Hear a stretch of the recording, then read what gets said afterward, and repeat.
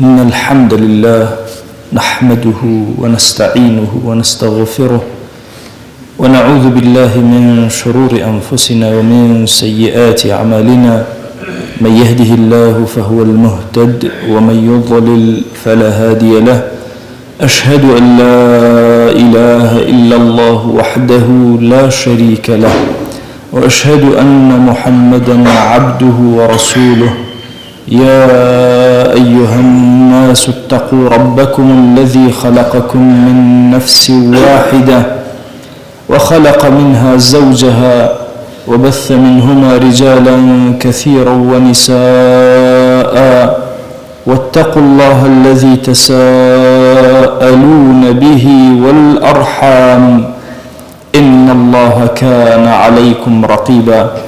لپاش سپاس و ستایشێکی بێهامتا بۆ کردگاری مەزنوو، داواکردنی درود و ڕەحمەت بۆ سەرگیانی پاکی پێشەوەی مرۆڤایەتی محەممەد صلی الله تعالی عليه وسلم. کاتێک ئینسان لە خزمەتی قورئانە هەندێک لە ئاەتەکانی ڕەحمەتی خۆ ئەخوێنێتەوە، ئومێدێکی زۆر گەورە پێ ئەکا کە ڕەب العالەمین بە کەڕەم و ڕەحمەتی خۆی لێ خۆش بێت و دەرگاکانی خێر بەسەریا بکاتەوە. یەکێک لەو ئاەتانەی کە زۆر ئومێد بەخشە بە ئیمانداران بریتێ لەم ئاەتەی کە ڕەب العالەمین ئەفەرمێ قل يا عبادي الذين أسرفوا على أنفسهم لا تقنطوا من رحمة الله. هو ئەو عەبدانەی خوا کە زیادەڕەویتان کردووە، ئیسرافتان کردووە لە گوناها، گوناهی زۆرتان کردووە، تەجاوزتان کردووە لە حدودی خوا، مەئیوز مەبن لە ڕەحمەتی خوا. إن الله يغفر الذنوب جميعا. خوا جل جلاله بكرم ورحمتي خوي لهرچی گناهتان أبوري. إنه هو الغفور الرحيم. أو زور غفورة، زور لبردية وزورش الرحيمة. زورك لآيات كان قرآن هاني إيمان داران أدان بوت توبة كردنو قرانوا. توبة أجر هيج صفتك نبي وهيج مزايا وقوريك نبي كتوي توبة كار أبيت خوشويستي خوا كخوي أفرمي إن الله يحب التوابين ويحب المتطهرين. بس بوي إنسان إيمان دار هميشه أجاي لبيتو توبة كاتو بقرته. بيغمر جان صلى الله عليه وآله وسلم باسي طبعي إما أكا كإما أمتك جناها كين توبة أكين. أفرمي لو لم تذنبوا أجر إيوا جناه نكن لذهب الله بكم ولجاء بقوم تذنبون. أفرمي أجر إيوا هيج جناه نكن خوا جل جلاله قومك إهنك جناه كانوا استغفار كانوا توبة كان فيغفر لهم خواليان أبوره. إمي إيمان دار خوا جل جلاله زور موسمي جوري بيداين بوي بقرينو بولاي دينو جاري كتر زندو بينو دروز بينو لدايد بينو. يشك لو موسماني كبي عطا كردوين موسم رمضان كفضل أجر كرمك زور قوري خوايا جل جلاله بسرمانوا. عزيزان إما لبردم مانجك زور قورو مباركين كخوا جل جلاله أما نقي لبناو فضيلتي أما نقي لبناوي أوادانا وكالإيم خوش به كباك مان كاتوا كنوية مان كاتوا. ويا أمتي پیغمبر صلى الله عليه وسلم لهمو كاتي زياتر پێویستی بەوەیە لە مانگی ڕەمەضانە خۆی گورج کاتەوە و خۆی توند و تۆڵ کاتەوە و پەیوەندی لەگەڵ خوای خۆیان پتە کاتەوە. گرنگ ئەوەیە لە تەوبەکانت ئیخلاست هەبێ لەگەڵ خوای خۆتا لەبەر خاتی خوا تەوبەکە و بگەڕێرەوە. واز لە گوناهەکانت بێنە، پەشیمان بە لەو گوناهانەی کە کردوتە، عەزمت جەزم بێ لەسەر ئەوەی ناچیتەوە سەر گوناهەکان و تەوبەیەکی زۆر سادقانە بکە بینی خۆت و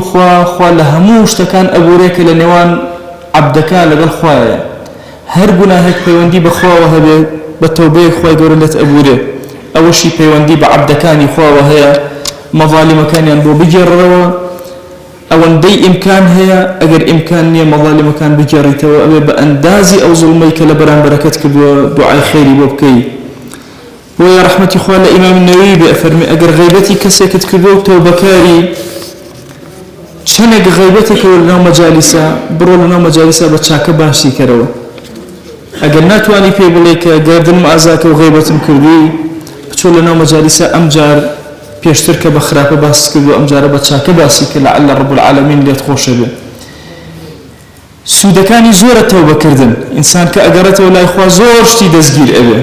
یەکێک لەو شتانەی کە دەستگیرت ئەبێ مەحەبەتی خوایە یەکێکتر لەوانە تەسکیەی نەفسە و نەفسێکی تاهیر و پاکت ئەبێ سێهەمین دانە لەوانەی کە دەست ئەکەوێ بریتێ لەوەی کە دەرگاکانی ڕزق بەسەرتە ئەکرێتەوە ئێمە دوو جۆر ڕزقمان هەیە لەسەر زەویە ڕزقی کەسب و ڕزقی فەضڵمان هەیە ڕزقی کەسب کافر و منافق و مسلمان هەموو وەکو یەکە کێ زیاتر و لێزانانتر کاسبیکە ئەوەندەی دەسەکەوێت بەڵام ڕزقێکمان هەیە ڕزقی فەضڵە خوا جەل جەلالوه بتایبەت بەرەکەت ئەخاتە ناو ئەو ڕزقانەوە ئەی بەخشێ بە عەبدەکان رزقی فضل حتى إنسان استغفاري زياترك وتوبي زياترك خوا زياتري بسرادا أبارينه أفرمي يا قوم استغفروا ربكم ثم توبوا إليه يرسل السماء عليكم مدرارا وقومكم نوح عليه السلام أفرمي قومكم استغفاري خواكن دعوة لبردن كان توبة كان خوا درقا كاني آسمان بسرتانا أكاتوا ويزيدكم قوة إلى قوتكم أو هي زي كاستبي داون أو نعمتاني كاستبي داون بوتان زيادك زورتتان أداتي باشترتان أداتي بويا إنساني إيمان دار كاتك كوا جيرو دي رزقي بودروس أبي بكردي خو من رزقي سوار أبي يكيك لو إشاني كزور بيستبي كاستغفار زور واستغفر الله زور بيغمري خواه صلى الله عليه وآله وسلم أفرمي من لشوروجك حفتاجار يا نصجر للروايتك استغفاركم واستغفر اللهكم جاران لمزقوتكانا لدوي نيوجكانا وخلق صجر استغفر الله أكل لدوي همون نيوجك استبي أغان لاستغفاري زور بيش أوي بخوي بيانيان كزو هل أسي بازمان باستغفار بداوي لبدني كي زور قوربكي لراسيا اما ينظمان كولي بارمان قرزبو رجبو استخوا درو خيري لكردينتو ولما جاء رمضان بروحها واركين خويا وائما بكولي قناها وبرو بيريتو هاتوين توش درقاي خير الزور درقا كاني خير بسر ما نبكر وليمان خوشبه براسي لو خوشبوني خوا أبيت معي محبتي خوا نفس باق أبيت ورزق زيادة به بلا كان لسرد لا أتي ودرونة آرام أبي كاتي إنسان متماني هي بويك بحضوري خوا شاد أبيت بدرونك آرام وجيان أكا روحي أسود أبي آرام أبي بويا عزيزانم باشترين كاتكان وفرصة كان خوا بي عطا كردين أمر جانية كإما بياتي أبرين هيش كاتقني وكو استدبي بروجا زمانت بروجوة لشوا أهل الشونيجي أزان أمتي بيغمري خوا صلى الله عليه وسلم أقر بيتو هيش كات الشونيجي أنكد بيبهو أو ترايحاني إكن لرمضان بأهل الشونيج حسابك لين مقبولة كرين بوي تراويح كان قرم قركن قربالخ كان تو أبيت أهل الشو زندي إمام غزالي فرمي أجر شوت هر زند نبو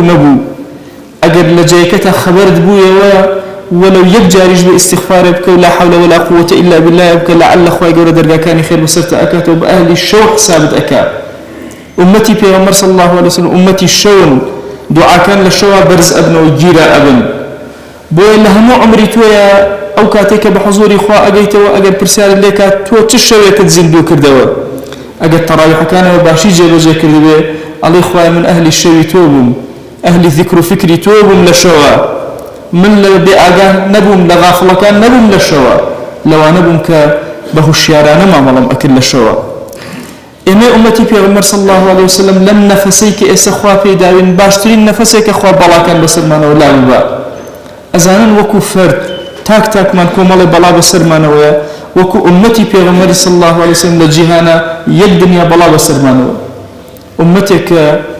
يقرتونية أمتك لقل يكترى أخواني أمتك ناتوانا لقل كاما ملايكي تندروسك أمتك همو كافراني جيهان بسرسري ووستاون أمش بأقا خريكي مشغلتي بوتي بچي أم بلا يلا سرمان لا أشياء قرب استغفار وتوبة نبي وقرانا وبلا إخوانا بي كم رزقيمان متوتري دومان كم آرامنا ومالمان همي بهوي استغفار ولكل من أكي ولسرمان لا أجي أميدا كم لم رمضانات واني بيتمان رب العالمين بعظمته قوري خوي لخما رازيكين تاوكو درقا كاني خير بسرمان أكاتوا تاب كرمي خوي ورحمتي خوي قبل من أكال لا خوي خوي بخاتري قوري خوت وإما بكولي قناه وبرو حضوري توهاتوين إما لم رمضان أهل توبيتوين أهل مغفرة يا إلهي لمن خوشبه يا إلهي دريا كاني خير بسرمانا كروا يا إلهي هر گناه كردو مانا لمنالي مانا وهتا إس خواه لمن خوش با گناه بأشكرا كردو مانا عفو منك گناه بپنهان كردو مانا عفو منك گناه نمن زاني كرد من عفو منك گناه زاني من وزيادة روي من لحضوري تو ياكر خواه عفو منك يا إلهي دعوت لي أكين لأمتي في غمر صلى الله عليه وسلم ببورا زندو مردو من يا إلهي لمن ببورا يا رب العالمين بمن بخش يا أكرم الأكرمين يا ربي خواه لجناه داك موك من ببورا لجناه خزمك سكر من ببورا لجناه براو خشكان من ببورا يا إلهي لجناه خزان وهوسر وتو منال من طارج قيامة ببورا يا إلهي هركس بياوتيش لقلاك من لجيانا لجناه ببورا يا رب العالمين هركز بكلمة بوشيك دسي قرتون يا إلهي داود لكن لجناه ببورا إلهي داود لكن لجناه مردوكان من ببورا تعدد أو مدواني بكسن لنا وقوركان أو كزن دعاء بوبكا وإما لم من بري پیغمبر صلى الله عليه وسلم دعاء بوكين خواه لجناهي هميان ببورا يا أكرم الأكرمين خواه لجناهي أمتي پیغمبر صلى الله عليه وسلم ببورا إلهي دعوات لأكين هر زماني كان هي لهر شوينك هن هر رنجي كان هي لهر زمنك أبون لهر مكانك أبون خواه بخاطري قوري خليان خوش بيا أكرم الأكرمين خواه أم إيمان دارانا أهل توبي أم رمضانا رويان كوتا مالكيتو يا إلهي دسي زليلي دعاء تنها بوليتو برزكنوا خواه الركوع تنها لبردمتو يا أبن سجدة تنها لحضوري تو يا أبن دا يا إلهي دعاء كان نجيرابك ادعوا الله وأنتم موقنون بالإجابة